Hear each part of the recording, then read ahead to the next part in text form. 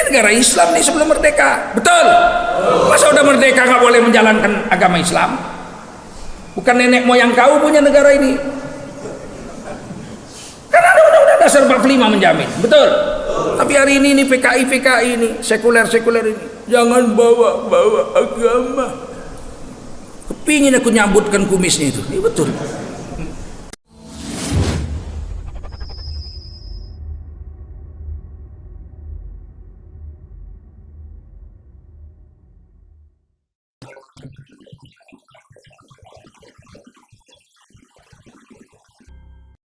Hamdan wa syukran lillah wa salatan wa salaman ala rasulillah wa ala alihi wa sahbihi wa mawala. Allahumma salli wa sallim ala hadha nabiyil karim nabiyina Muhammadin wa ala alihi wa sahbihi ajma'in. Amma ba'du, qala Allah ta'ala fi kitabihil aziz, a'udzu billahi minasy syaithanir rajim. Bismillahirrahmanirrahim. Qul innani hadani rabbi ila siratim mustaqim dinan qiyaman millata Ibrahim hanifa wa ma kana minal musyrikin. Qul inna salati wa nusuki wa mahyaya wa mamati lillahi rabbil alamin la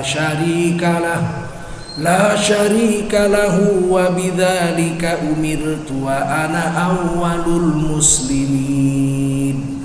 Qala Rasulullah sallallahu alaihi wasallam, man kharaja fi talabil ilmi fahuwa fi sabilillahi hatta yarji. Baginda Rasul bersabda, siapa keluar untuk mendapatkan ilmu, orang itu adalah orang yang berjihad fi sabilillah sampai dia kembali ke tempatnya. Mudah-mudahan kita semua mendapatkan pahala jihad dari Allah SWT.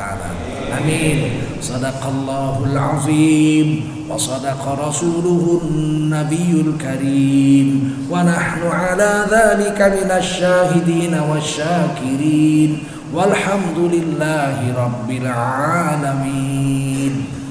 Para ulama, tuan-tuan guru yang mulia, bil khusus imam kita subuh hari ini, bapak-bapak, ibu-ibu, tokoh pemuda, tokoh agama, tokoh masyarakat, tokoh wanita, hadirin wal hadirat jemaah salat subuh, serta anak-anakku, generasi muda Islam yang dimuliakan Allah SWT. Wajiblah kita bersyukur kepada Allah SWT. Salawat dan salam kita sampaikan untuk baginda Rasulullah SAW. Nabi telah diutus ke bumi dan telah menyampaikan seluruh risalah yang Allah titipkan untuk disampaikan kepada kita semua. Tidak ada yang tertinggal yang diajarkan Rasul pada kita. Cukup sempurna. Dan kalau kita pegangi, selamatlah kita dalam kehidupan dunia, selamatlah kita di alam barzakh, selamatlah kita di padang mahsyar, dan selamatlah kita masuk ke surga Allah SWT. Apa yang dikirimkan Nabi kepada kita pada pokoknya dua dalam Quran yang saya akan baca ayat ini. Huwallazi arsala rasulahu bil huda. Dialah Allah yang telah mengutuskan seorang rasulnya membawa hidayah. Jadi Nabi itu turun ke dunia, yang pertama dibawa Nabi itu petunjuk hidup. Bagaimana cara mandi, istinja, berwudu, sholat, puasa, zikir, haji, umroh, makan, bagaimana cara minum, apa yang boleh dimakan, apa yang boleh diminum, bagaimana cara kawin nikah, bagaimana cara bercerai, bagaimana cara rujuk, bagaimana cara mati, bagaimana cara setelah mati, lengkap. Petunjuk itu sudah diajari Nabi. Itulah gunanya Nabi diutus. Bagaimana cara memilih pemimpin, bagaimana cara menegur pemimpin, bagaimana cara mengganti pemimpin, lengkap semua. Kalau ada orang yang memilih-milih, cocok diambil, tak cocok dibuang, ini pengkhianat agama ini. Agama itu bukan seperti rumah sewa atau rumah kontrakan, cocok masuk, tak cocok cari yang lain. Bukan seperti itu. Agama ini ad-din. Cara pikir, cara pandang, cara tindak. Allah SWT memakai beberapa kata untuk agama. Bahasa Indonesianya agama. Dulu waktu kecil-kecil saya belajar bahasa itu, katanya agama itu dari bahasa Sanskerta, tidak gama kacau, agama tidak kacau, katanya begitu.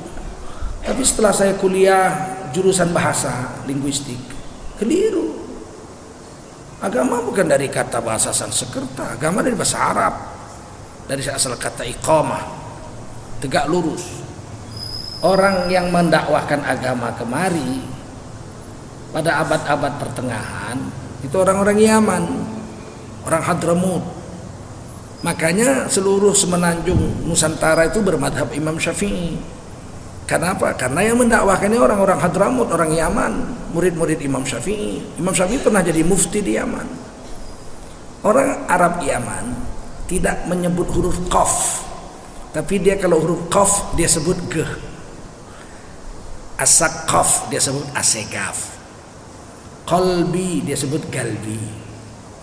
Qamis, jubah dia sebut gamis. Iqamah dia sebut igama. Igama. Orang Malaysia menyebutnya ugama. Orang Melayu menyebutnya ugama.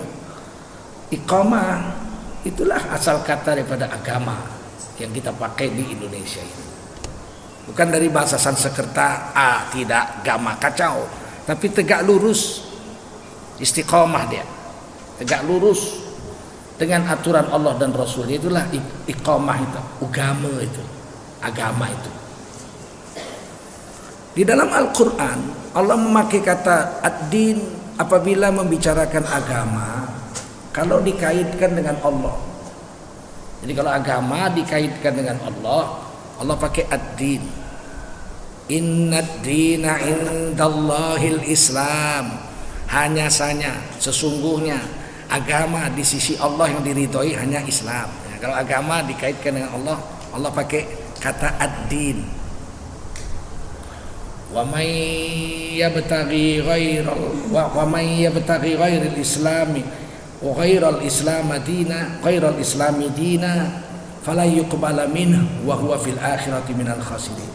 Siapa yang mencari agama, Allah pakai ad-din, berkaitan dengan Allah. Siapa mencari agama di luar Islam, maka orang itu ditolak dan di akhirat termasuk orang yang rugi.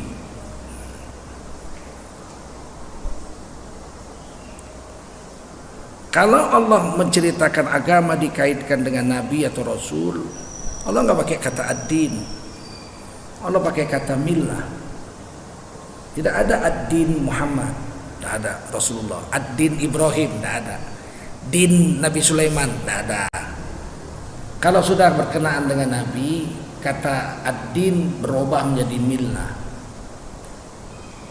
Seperti yang saya baca tadi surah Al-An'am. Dinang qiyamam millata Ibrahim hanifa. Din, agama Allah yang lurus itu adalah millata Ibrahim, yaitu millahnya Nabi Ibrahim, hanifa, lurus.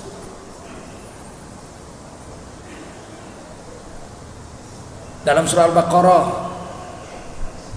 walan tarda ankal yahudu walan nasara hatta tattabi'a millatahum. Tidak akan ridho orang Yahudi dari dulu sampai sekarang sampai kiamat, tidak akan pernah. Dan tidak ridho orang Yahudi. Orang Yahudi dari dulu sampai sekarang sampai kiamat tidak akan pernah ridho. Tapi orang Nasrani Allah nggak pakai lan. Untuk Nasrani Allah pakai la. Itu beda itu. Lan dari dulu sampai sekarang sampai kiamat Yahudi nggak akan ridho kepada Nabi Muhammad sampai Nabi Muhammad ikut millah mereka. Wala an-nasoro, hanya saja karena dibaca wasol wala nasoro, tapi tulisannya beda. Nanti boleh dicek Al-Baqarah 120. Dan tidaklah orang Nasrani ridho kepada Nabi juga sampai Nabi ikut agama mereka, tapi Allah pakai la. Artinya apa? Kemarin tidak, hari ini tidak, besok tidak, mungkin lusa-lusa iya. Nanti ketika hari hampir kiamat, Nabi Isa turun lagi dari langit kedua. Sekarang sedang di langit kedua bersama Nabi Yahya, paman beliau, ya, anak kakek beliau Nabi Zakaria. Sebab Nabi Zakaria ini tidak punya anak lama. Istrinya punya saudara kandung dikawini Imron, imam besar Masjidil Aqsa. Imron punya anak perempuan, tapi Imron sudah wafat ketika anaknya dalam kandungan, namanya Maryam. Anak ini nggak ada yang mengasuh, ibunya janda kan. Jadi rebutan Bani Israel mau mengambil anak ini. Diundi di Quran, diundi namanya yang keluar Nabi Zakaria.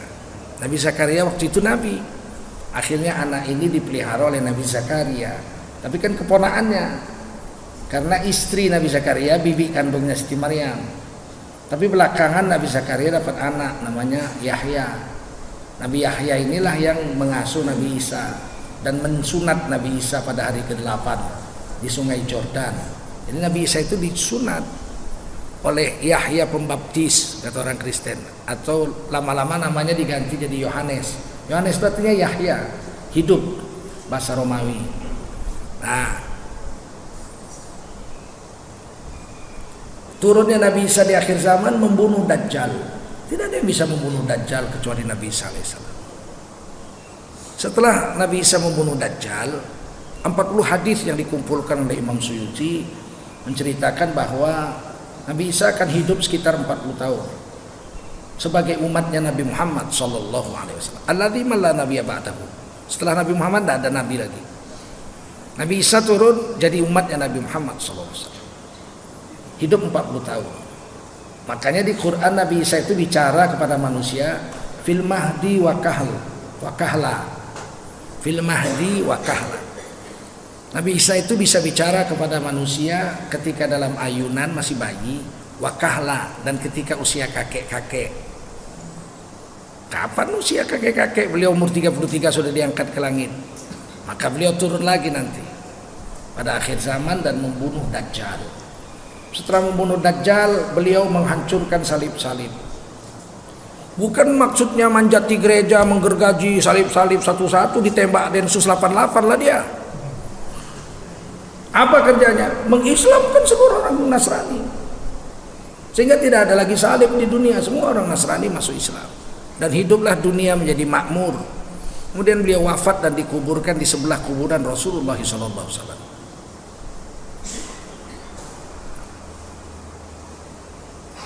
Ini Quran yang bilang. Untuk agama yang berkaitan dengan Nabi Musa, Nabi Isa, Allah pakai kata millah. Makanya kita menguburkan mayat doanya bismillahi wa ala millati rasulillah, bukan din. Yang dibawa Nabi itu agama ad-dinullah, agama Allah.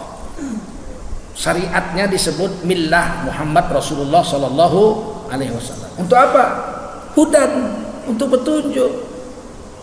Lengkap. Mau pilih apa? Mau cara apa?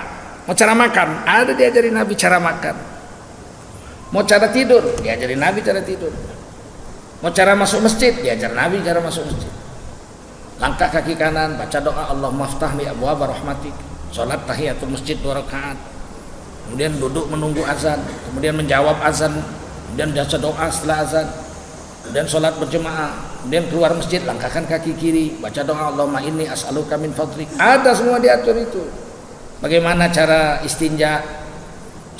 Habis buang air kecil istinja bagaimana caranya? Pakai air yang kayak mana? Nah, lengkap. Tinggal kita mau ikut atau enggak. Kalau kita ikut, Allah jamin satu gerakan 10 hasanah, 10 pahala. Kalau kita ikut cara Nabi, satu gerakan 10 pahala. Laqad kana lakum fi Rasulillahi uswatun hasanah. Sungguh telah ada pada diri Rasulullah itu uswatun hasanah, contoh untukmu hai orang beriman yang hasanah. Apa hasanah? Baik. Tidak tepat baik, lebih dari baik. Hasanah itu Allah sendiri menjelaskannya di Quran surah Al-An'am, man jaa'a bil hasanati falahu asyru amsalihha. Siapa melakukan satu hasanah, orang itu dibayar Allah 10 pahala. Satu hasanah dibayar 10 pahala. Itu Quran yang bilang. Hadis sama saja. Hadis sama saja. Nggak mungkin hadis menentang Quran itu.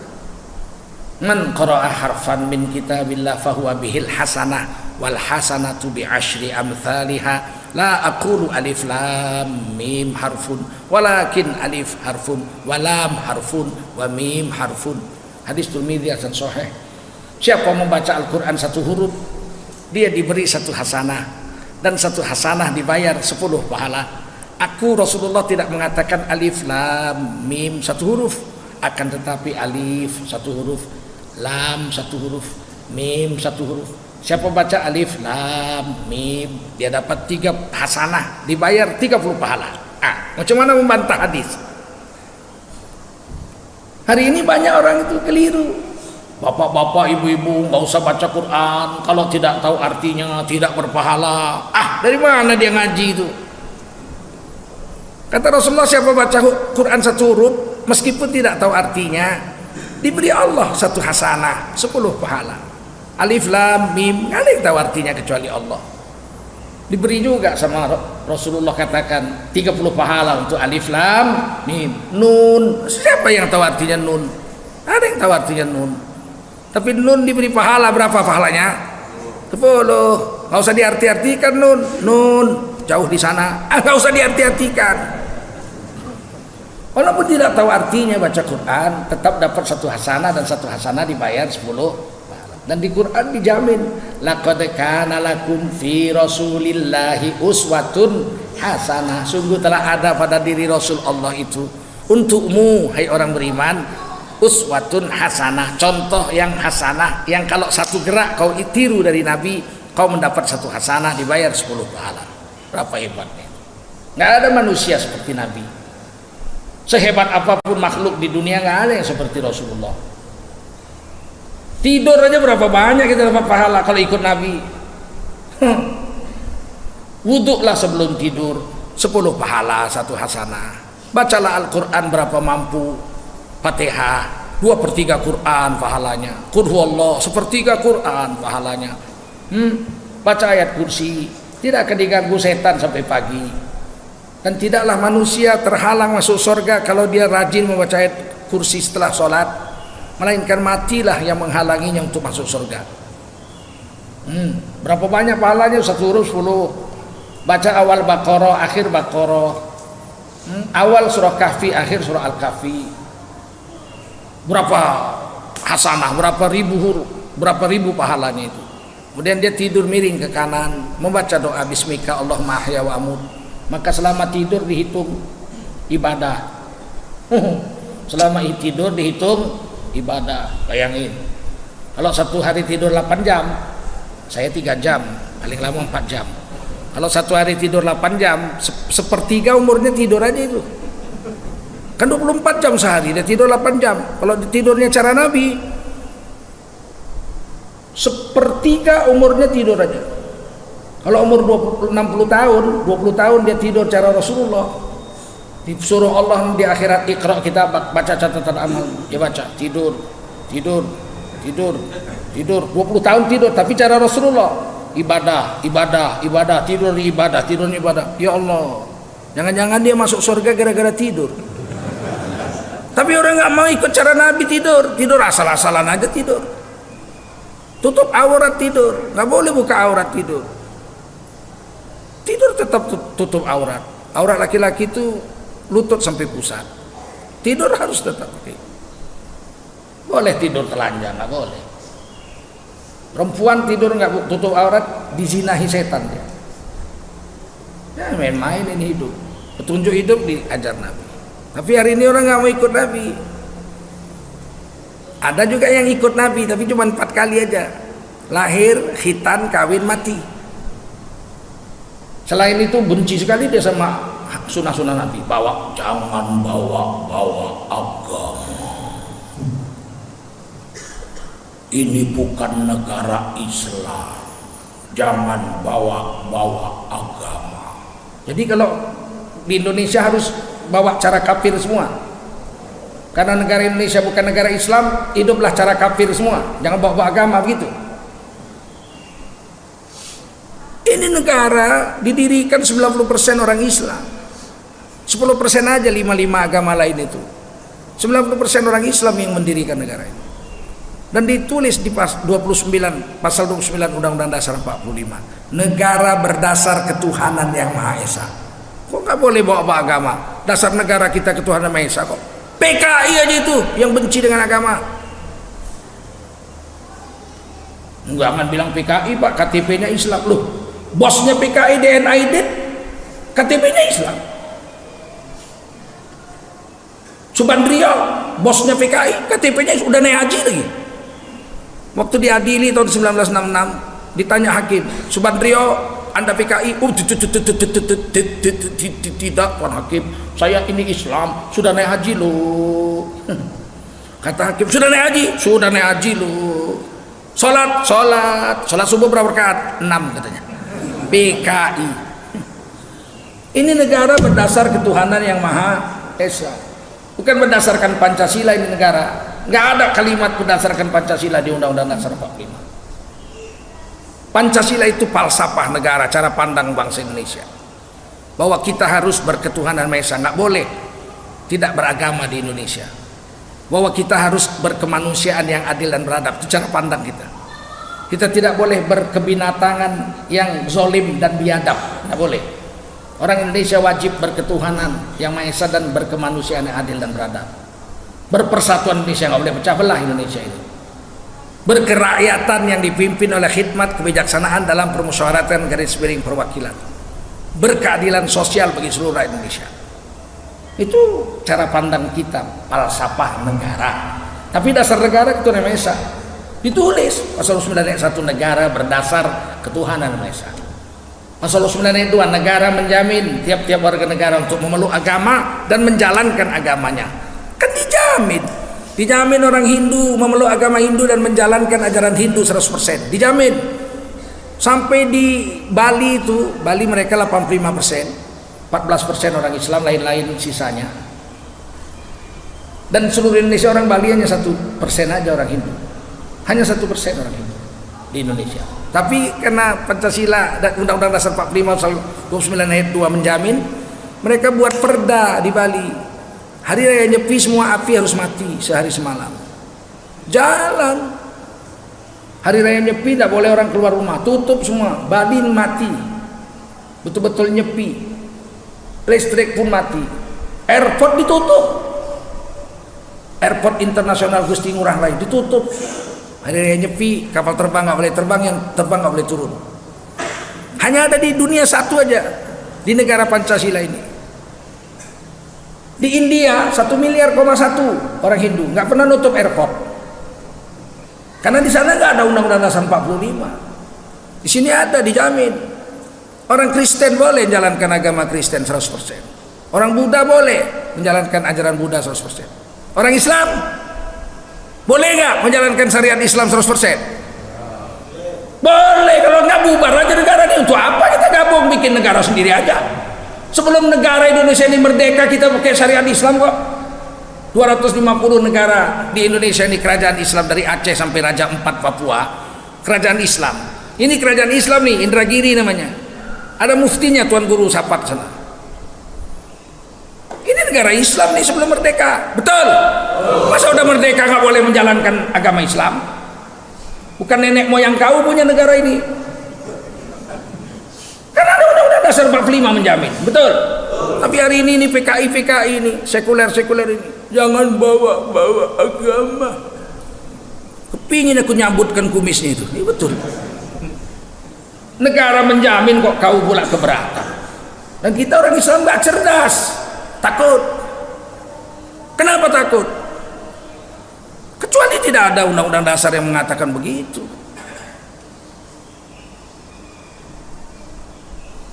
Saya pegawai negeri pakai jubah serban, nggak ada yang ribut zaman Pak Harto. Sekarang aja orang pakai jubah serban, radikal.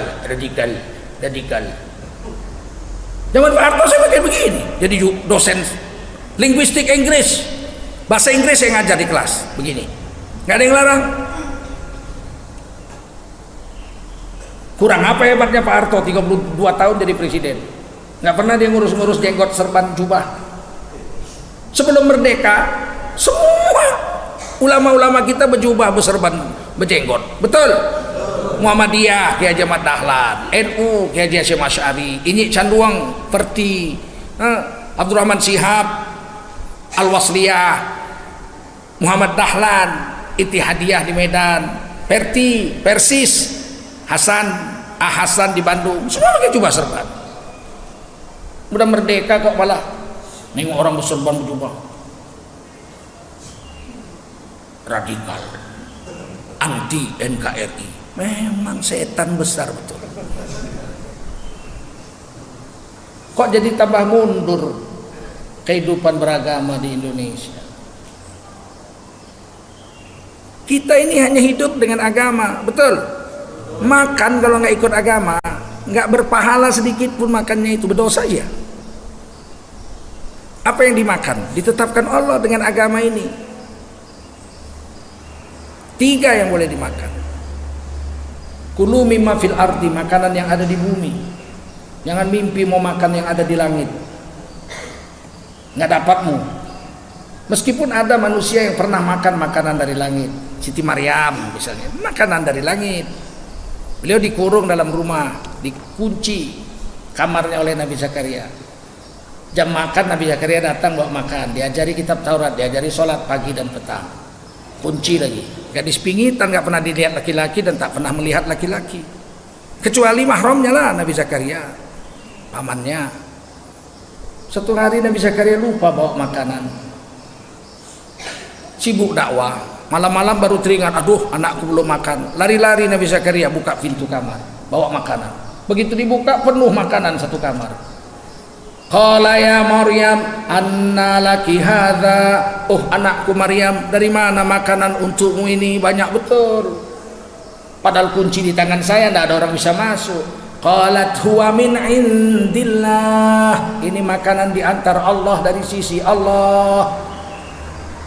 Innallaha yarzuqu man yasha'u bighairi hisab, sesungguhnya Allah memberi rezeki kepada siapa Allah mau tanpa perhitungan banyaknya. Nabi Zakaria udah tahu nih anak karomah. Dia tanya juga di tafsir, dia tanya, nak kalau betul lah diantar Allah, siapa yang antar? Kan kunci tangan saya, ada orang bisa masuk kamar ini. Masih ada orang. Ditengok Nabi Zakaria, wah iya amboh. Malaikat Jibril yang ada yang makan dari langit itu ada. Tapi kita enggak, kita disuruh makan yang ada di bumi, halalan, yang halal, thayyiban, lagi baik.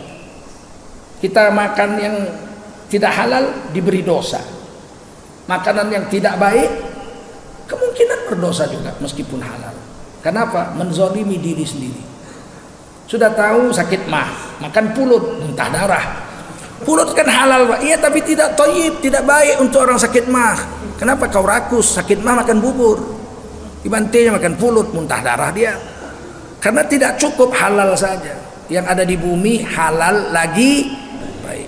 Udah tahu kolesterol tinggi, dimakannya otak kambing 5 piring, mencong mulutnya. Bisa jadi berdosa meskipun halal, kalau tidak baik menganiaya diri sendiri. Paham? Meninggalkannya berpahala. Nabi gak pernah makan jeroan. Kalau motong kambing ditanam itu perutnya semua, gak pernah dimakan. Meskipun tidak haram, tapi Nabi tak pernah makan jeroan. Potong usus-ususnya, babat-babatnya tanam semua. Di Aceh sampai tahun 50-an, orang Aceh kami kalau motong kambing itu ditanam itu perut-perutnya semua. Tahun 60-an datang orang Minang ke sana. Jangan dikubur kok, rancak kok. Diambilnya, sore-sore diantarnya ususnya itu ke rumah yang punya kambing, orang Aceh. Apa ini? Kata orang, makan dah. Dimakannya, oh mak enaknya.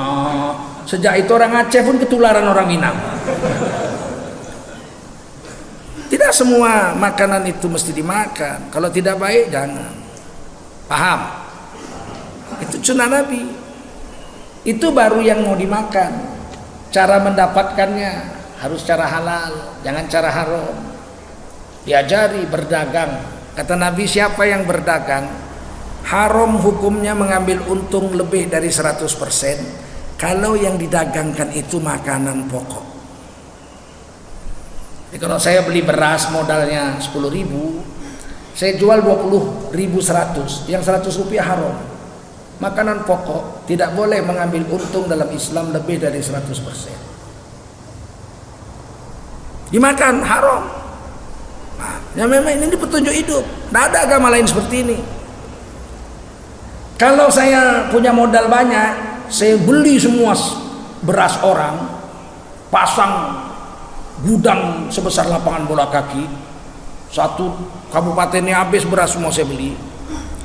Setelah orang tak punya beras, modal 10.000, beras itu saya jual 30.000, saya kena dosa dua. Pertama, mengambil untung lebih dari 100% berdosa, haram. Yang kedua, ihtikar. Saya menimbun makanan pokok sehingga orang nggak punya makanan, baru saya jual mahal. Ihtikar, menimbun makanan, hukumnya haram, 2 kali kenanya itu. Itulah gunanya Nabi diantar untuk memberi petunjuk hidup itu. Bukan hanya untuk sholat, mengajarkan puasa, zakat, iyalah itu pastilah. Mengajarkan cara hidup, cara berdagang, ada di situ diajar. Nabi berdagang, sempat pernah Nabi jadi berdagang.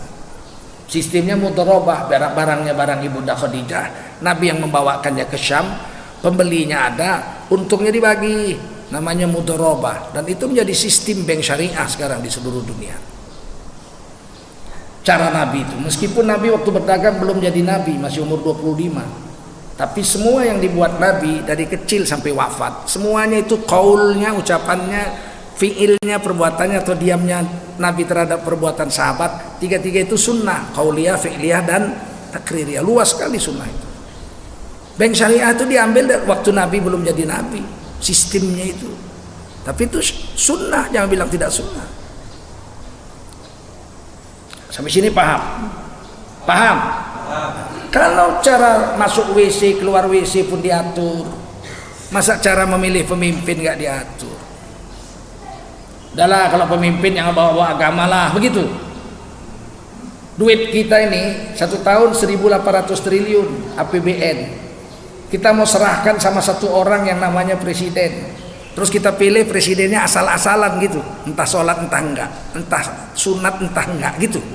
Nggak apa-apa, yang penting jangan bawa agama, begitu. Tentu kita mau pilih orang yang soleh, betul? Supaya diangkatnya menteri-menterinya menteri yang soleh, betul? Ini menteri uang bansos pun diembatnya. Kan jahanam betul itu.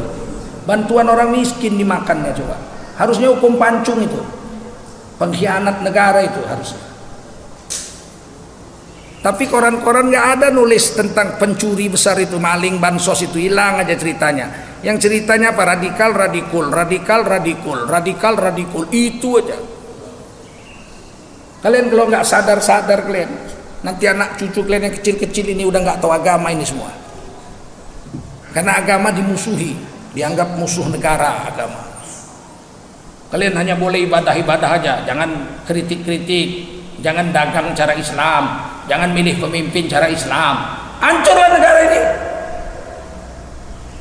Kalau cuma ibadah-ibadah aja, penjajah Belanda pun boleh. Zaman penjajah Belanda dibangunkan masjid. Masjid Raya Banda Aceh itu Belanda yang bangun. Masjid Sultan Delhi, Istana Maimun itu Belanda yang bangun. Masjid Sultan Langkat itu Tanjung Pura Azizi itu Belanda yang bangun. Kalau soal naik haji disediakan Belanda kapal lumbo-lumbo namanya. Dikarantina dulu, diobati, pulang dari luar negeri, pulang haji, dikarantina dulu, ternyata sakit diobat, kalau sembuh dibawa pulang. Disediakan kapal. Kalau ibadah Belanda pun boleh. Yang nggak boleh sama Belanda itu dagang cara Islam. Bank hanya satu, bank Jawa, Javas Bank, sistemnya riba. Nggak boleh bikin bank Islam. Politik jangan coba-coba, dibunuh kita bicara politik zaman Belanda. Kalau kita sekarang nggak boleh berpolitik cara Islam, lebih parah dari penjajah Belanda lah, sama paling enggak. Apa pula? Kan hak kita itu dijamin oleh negara kita, betul? Oh, dilarang-larang. Apa kita berpolitik itu harus jadi orang PKI semua atau jadi orang sekuler semua baru boleh? Kalau bawa-bawa Islam nggak boleh, begitu? Ya nanti jadi negara Suriah, kepala atok kau, negara Suriah. Siapa pula mau menjadikan Indonesia negara Suriah? Ya nanti berperang pak, bunuh-membunuh, senjata dipegang TNI sama polisi kok. Kalau mau perang orang Indragiri sama orang Indragiri Hilir sama orang Indragiri Hulu mau perang, senjatanya pakai apa? Pakai ludah, begitu.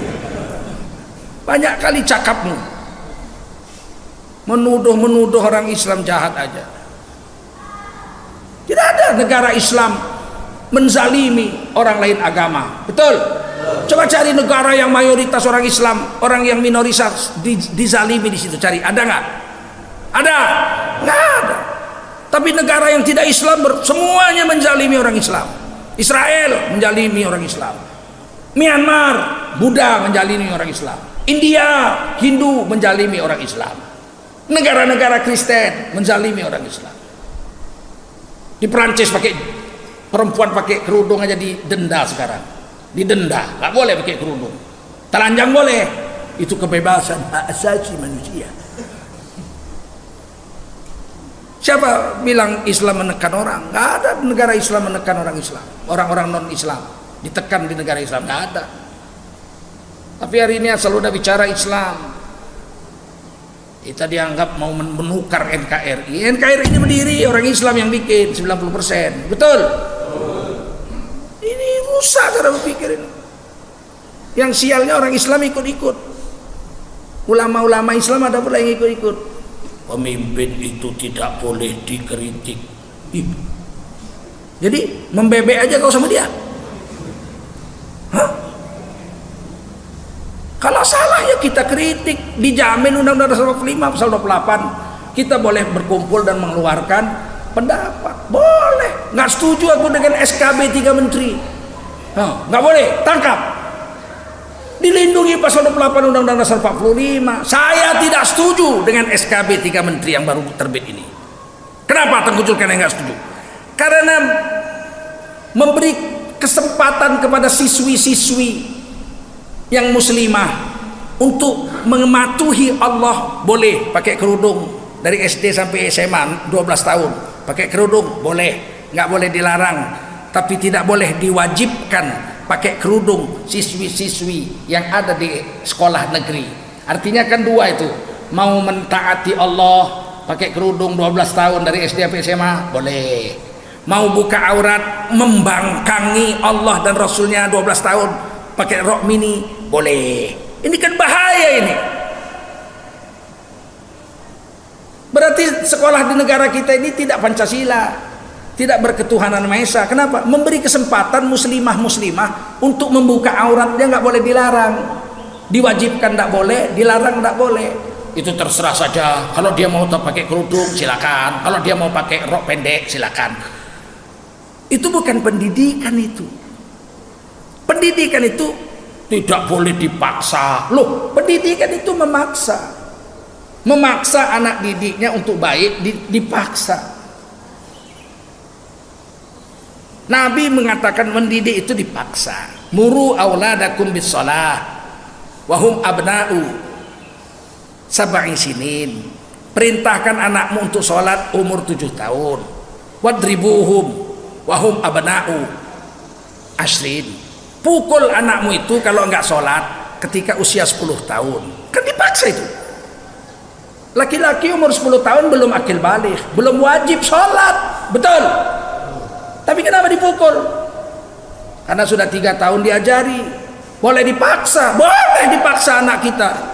Namanya mendidik. Anak kita wajibkan puasa Ramadan, nangis-nangis dia, lapar lapar, sama mama ujung lapar juga. Aduh, makan sabar kau nak, ini perintah Allah. Dipaksa dia puasa, itu kan mendidik, betul? Nggak boleh tangkap, melanggar hak asasi manusia, menyiksa anak, penjara begitu. Ku cabut kumis kau nanti. Seenakmu aja kau, nggak bisa kita melawan Nabi, betul? Anehnya pakai kerudung, pakai jilbab boleh, tapi jangan diwajibkan. Kalau dia sekolah nggak pakai jilbab boleh juga, kan berarti dua itu, mau mentaati Allah boleh, mau membangkang Allah boleh, bukan pendidikan namanya itu. Ya yang penting kan jangan dipaksa Pak, mendidik nggak boleh dipaksa. Kenapa pakai pakaian seragam kau paksa? Kenapa anak sekolah itu harus pakai baju seragam? Biarkanlah dia pakai baju suka hatinya, pakai celana monyet, pakai daster. Kenapa dilarang?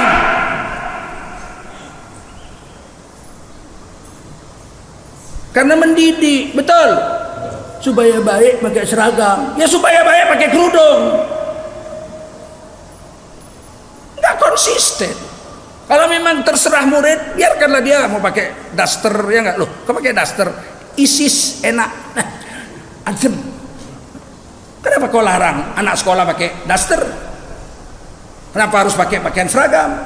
Namanya mendidik Pak. Sama, biarkan dia pakai kerudung, wajibkan dia pakai kerudung kalau dia Islam. Namanya mendidik.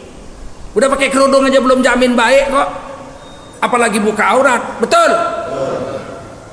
Saya tolak, boleh nggak? Boleh, hak saya itu. Tangkap saya, nggak bisa ditangkap. Pasal 28 Undang-Undang Dasar 45 mendukung untuk bicara setuju atau tidak dengan aturan negara.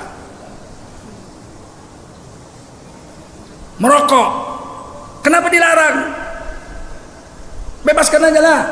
Anak-anak mulai hari ini mau pakai kerudung boleh, nggak pakai kerudung boleh, mau merokok boleh, nggak ngerokok boleh, kalau nggak berasap kelas tuh. Kenapa merokok dilarang?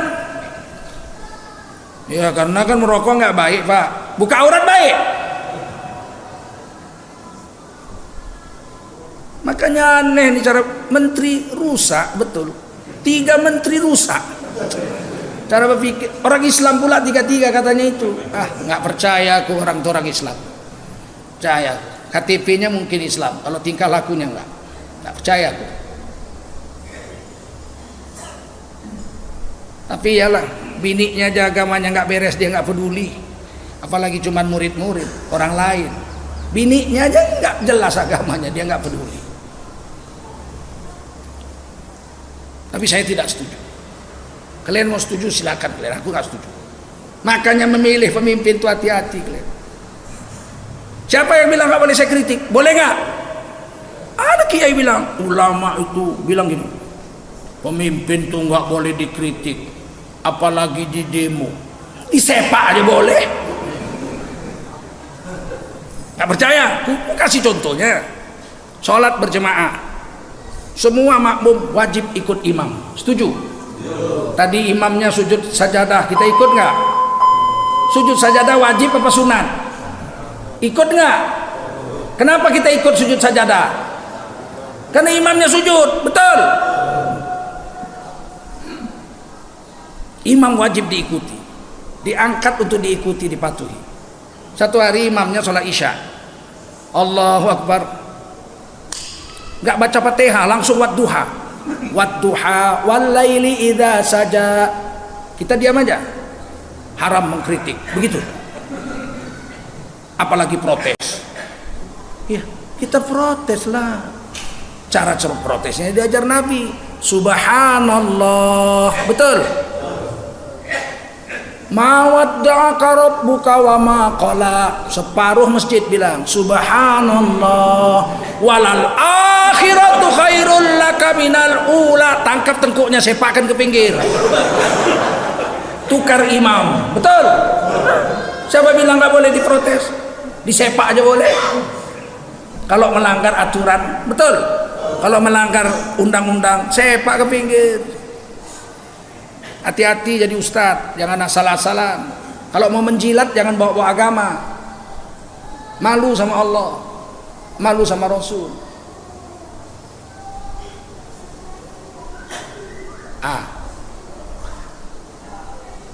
Jangan cari petunjuk di luar Nabi, nggak manfaat. Kita masuk WC 9 petunjuk Nabi, 8 sunat, 1 wajib. Tutup kepala masuk WC, karena setan tidurnya di WC. Setan tuh tinggalnya di WC. Dikencingi orang yang masuk WC nggak tutup kepala, otaknya bekarat. Tutup kepala, langkahkan kaki kiri, sudah 2 hasanah, 20 pahala. Baca doa, Allahumma inni a'udzubika minal khubuthi wal khaba'ith. Ya Allah, sesungguhnya aku berlindung kepadamu dari setan jantan dan setan betina. Memang di situ tempatnya. Kemudian jongkok waktu buang air kecil, 4 hasanah, 40 pahala. Kemudian istibrok waktu buang air kecil, 5 hasanah, 50 pahala. Kemudian istinja, cuci dengan air, wajib hukumnya. Sunnah Nabi tapi wajib, bukan sunat. Sunnah Nabi tapi sunnah Nabi ada yang sunat, ada yang wajib. Sudah 6, tutup aurat, jangan dengan dilihat orang aurat kita waktu keluar WC. Sudah rapi. 7, 70 pahala. Langkahkan kaki kanan keluar WC, 8 hasanah, 80 pahala. Baca doa setelah keluar, alhamdulillahilladzi adhaba anil adza wa afani. Maka selama di WC dia dapat 9 hasanah, 90 pahala. Bisa aja kita masuk WC cara Jet Li sambil salto, tapi manfaatnya nggak ada apa-apa. Silap-silap terpeleset, kepalanya duluan masuk lubang. Pahala nggak ada, walaupun tidak haram. Betul. Sekarang kita mau pilih cara Nabi atau cara orang lain. Betul. Pilih anggota DPR, pilih yang soleh apa pilih yang bayar? Diam kalian. Pilih bupati yang soleh apa yang bayar? Omong kosong aja kita ini beragama Islam. Kita ini bukan ikut agama, kita ikut nafsu kita, ikut kepentingan syahwat kita, bukan kepentingan agama. Agama kita pinggirkan, yang penting kepentingan kita lolos. Malu sama Allah mati, bahaya kalian. Yang kedua, wadinil haq. Nabi Muhammad diutus membawa agama yang paling betul. Ada agama, banyak agama. Dalam Quran banyak agama. Yahudi agama, Nasrani agama, Sobiin agama. Betul. Tapi Islam yang paling betul. Liyudhhirahu 'alad dini kulli.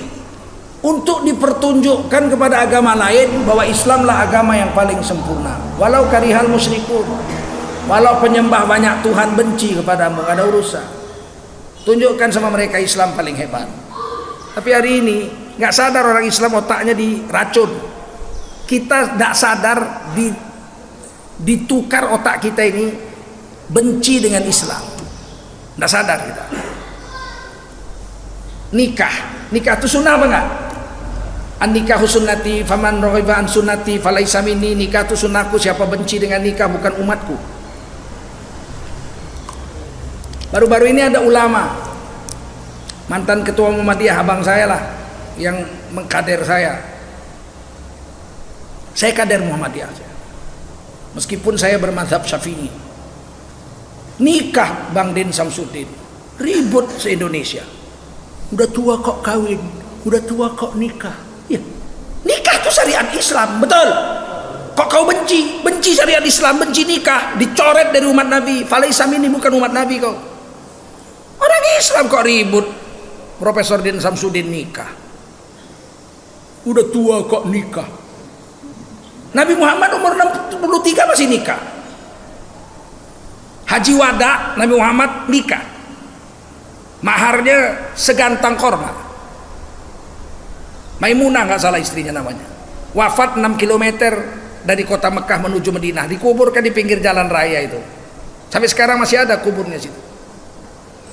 Umur 63 Nabi masih nikah.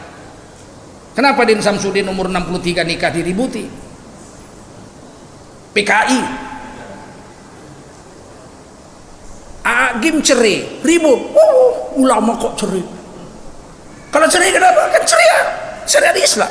Atau laku marotan, cerai itu 2 kali, betul? Quran yang bilang, betul. Jadi kenapa ribut?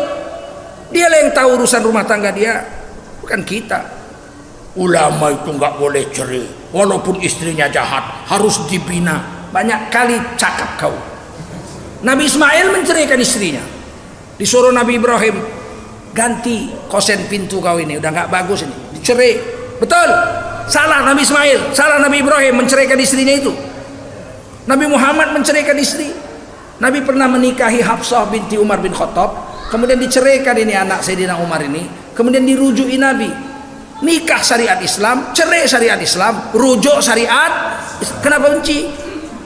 Orang nikah diributi, orang cerai diributi. Waktu hakim cerai kemudian rujuk diributi juga. Giliran bencong dibela. Mereka itu manusia. Nangis Menteri Agamanya. Mereka itu manusia. Mereka harus dirangkul. Bencong. Mau kau rangkul? Rangkul lah kau, aku nggak berani aku. Bencong kau rangkul. Orang nikah kau ejek. Kemana kalau orang Islam hari ini? Nggak sadar kan? Nggak sadar kan? Jangan-jangan kalian ikut pula komentar pula di medsos itu. Kembalilah kepada agama, saudara-saudaraku. Jangan hina syariat Islam. Ibu-ibu, istri saya satu, Bu. Tapi saya nggak mengharamkan poligami. Sebagaimana Rasulullah juga tidak mengharamkan poligami. Sebagaimana Allah juga membolehkan nikah 2, 3, 4. Boleh nggak? Meskipun istri saya satu. Nggak boleh saya mengharamkan itu. Kenapa saya istri satu? Cukup saya rasa satu. Cukup. Saya cukup satu. Kalau nggak cukup, tambah satu. Daripada zina. Betul? Zina haram.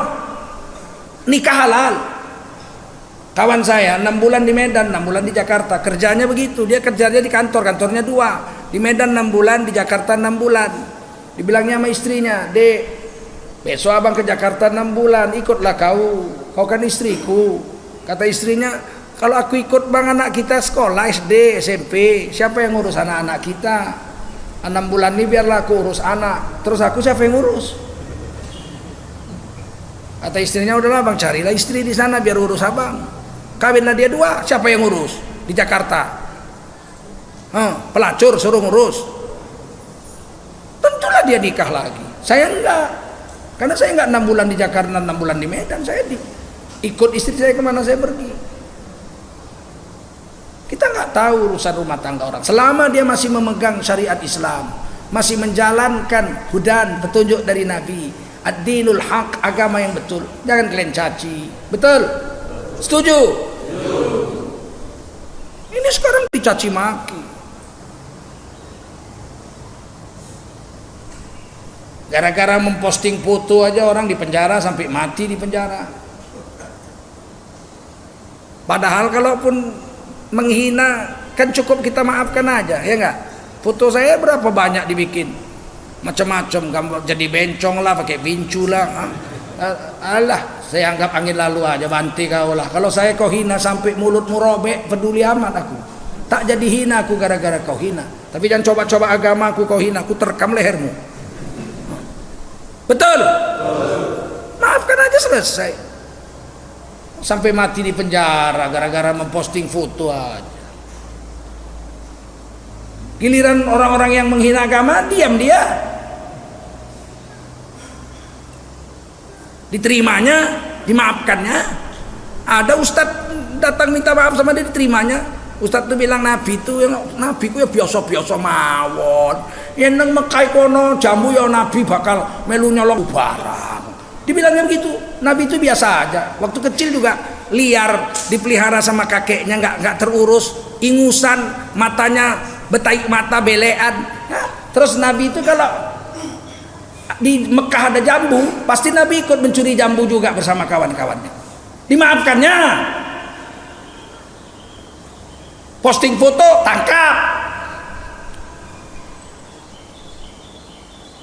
Kenapa mesti benci sama orang Islam? Kalau khilafiyah memang adalah sampai dari zaman Nabi sampai kiamat, mana bisa hilang khilafiyah itu? Betul? Betul? Nah, zaman Nabi ada khilafiyah. Zaman Nabi, kata Nabi, ini rombongan berangkat, kalian jangan sholat asar melainkan setelah sampai di kampung Bani Quraidah. Jalanlah, udah masuk waktu asar. Berhenti rombongan, sebagian sholat. Kata sebagian lagi, kata Nabi tidak boleh sholat asar melainkan di kampung Bani Quraidah. Itu maksud Nabi, kalau belum masuk waktu kita buru-buru ke sana supaya asar sudah di sana. Tapi kan kita terlambat. Sekarang udah masuk waktu asar. Inna sholata kanat alal mu'minina kitaban mauquta. Sholat pada waktunya, sholat. Sebagian nggak mau, kami nggak mau, kau ajalah sholat. Sebagian sholat karena udah masuk waktu. Sebagian lagi nanti aja nunggu sampai di kampung Bani Quraidah, pisah dua sampai ke Madinah ngadu. Kata Nabi bagus, dua-duanya dibiarkan Nabi. Karena dua-duanya sholat, paham? Dua-duanya sholat, yang satu pada waktunya, yang satu setelah sampai Bani Quraidah, kampung Bani Quraidah. Nggak ada orang tuh musuh-musuhan gara-gara itu asal jumpa buang muka, nggak usah. Kadang-kadang kita ini gara-gara hal yang kecil musuh-musuhan. Saya pernah duduk sholat, assalamualaikum warahmatullahi wabarakatuh, assalamualaikum warahmatullahi wabarakatuh. Di sebelah saya salam, julurkan tangan, nyalam. Saya terimalah, masa disalam dibuang. Yang sebelah kiri disalam ditepisnya. Main tepis pula kawan. Selesai sholat dia bilang bid'ah itu, tahu tidak? Loh, kok bid'ah? Sholat itu kan dimulai dengan takbiratul ihram dan niat, diakhiri dengan kan udah selesai. Assalamualaikum warahmatullahi wabarakatuh. Udah nggak sholat lagi. Mau garuk kuping, mau garuk hidung, mau salaman, mau ke kamar mandi buang air kecil, kan udah selesai sholat, betul? Mau zikir menjalankan sunnahnya, silakan aja. Yang bid'ah itu kalau dalam sholat Allahu Akbar, nah itu baru bid'ah, betul? Menambah-nambah ibadah, betul nggak? Ada assalamualaikum, ngapainlah berantem? Kalaupun mau dinasehati, nasehati aja. Selesai salam, lain kali nggak usah kau salam. Aku kepingin zikir, terganggu zikirku gara-gara kau salam, kan bagus begitu. Ya udah nggak mau kau salam, besok nggak aku salam lagi, kan selesai. Tapi dia menjalankan sunnah dia. Ma min muslimaini yaltaqiyani wa yatasafahani illa ghufira lahuma qabla an yatafarraqa. Itu hadis sahih Al-Hakim. Tidaklah dua orang Islam jumpa berjabatan tangan maka gugurlah dosa keduanya sebelum tangannya lepas. Ya tapi kan nggak mesti habis sholat, ya, habis berak aja boleh, apalagi habis sholat. Kan sudah habis, paham? Sudah habis sholat, kenapalah dicaci saudara kita? Biar aja lah. Ini gara-gara kunut subuh, bid'ah itu, bikin masjid baru. Sana kaum muda nggak kunut subuh, bikin masjid baru. Mati yang kunut subuh, yang nggak kunut nggak mau datang, ahli bid'ah. Mati yang berkunut subuh, yang nggak berkunut subuh nggak mau datang, itu ahli bid'ah. Giliran ateng si Asyeng mati, dua-dua datang. Apa ini hari ini? Ada itu. Zaman Nabi pun sudah ada perbedaan. Paham? Paham? Selama perbedaannya pada ranting-ranting, hati kita lapang aja. Kecuali bedanya dalam usul. Syiah dengan kita itu bedanya dalam usul. Usulnya berbeda, rukun imannya beda, rukun Islamnya beda. Kita nggak terima. Ahmadiyah, kafir dia, kita nggak terima. Paham? Udah habis lah, udah siang.